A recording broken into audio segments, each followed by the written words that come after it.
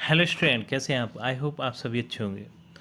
प्यारे बच्चों, आज हम करेंगे कक्षा 8 के हिंदी के एडकेट अभ्यास पुस्तिका के पाठ 4 के बाद बच्चों आपको एक आपठित अंश दिया है।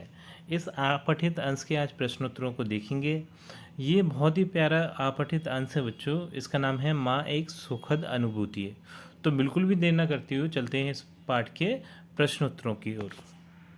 तो बच्चों, इस पाठ का जो प्रश्न क्रमांक 1 है वो है माँ बच्चों के लिए कब आड़े आ जाती है।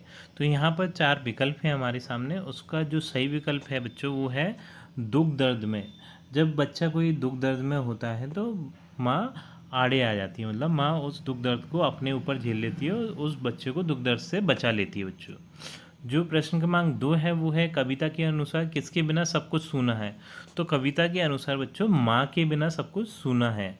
ठीक, आप चलते हैं अगले प्रश्नों की ओर। बच्चों, इस पाठ का जो प्रश्न क्रमांक 3 है वो है कविता में सर्वश्रेष्ठ प्रेम किसका माना गया है। तो कविता में सर्वश्रेष्ठ प्रेम बच्चों माता का माना गया है। सबसे ज़्यादा प्रेम करने वाली अपने बच्चे से माँ होती है। ठीक, अगला जो प्रश्न है प्रश्न क्रमांक 4 वो है माँ ही की घर की तुलसी है पंक्ति का भाव है।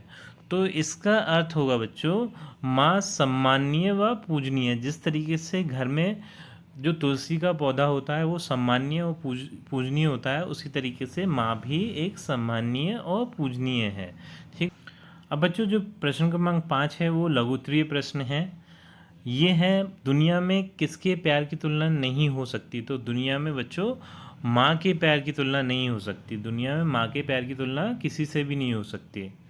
तो अब जो प्रश्न क्रमांक 6 है बच्चों वो है किन्हीं 3 महान नारियों के नाम लिखिए जिन्होंने अपनी माँ का मान बढ़ाया है।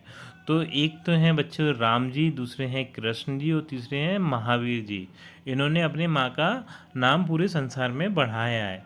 ठीक है बच्चों, आप चलते हैं अगले प्रश्नों की ओर।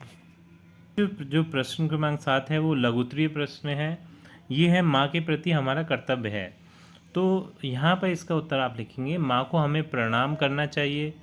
माँ सम्माननीय एवं पूजनीय है, इसकी पूजा करनी चाहिए। माँ का हमें सदैव आदर करना चाहिए। तो ये कर्तव्य हमारे माँ के प्रति हैं। प्रश्न क्रमांक 10 है बच्चों, ये है चंदा सूरज अश्रु बहाते पाने माँ का प्यार पंक्ति का आज से लिखिए। तो इसका उत्तर होगा चांद सूरज को माँ का प्यार कभी नहीं मिला। वे दोनों माँ के प्यार के लिए दिन रात अपने आंसू बहाते रहते हैं। माँ के बिना पूरा आंगन सूना लगता है, पूरा संसार खाली खाली सा लगता है।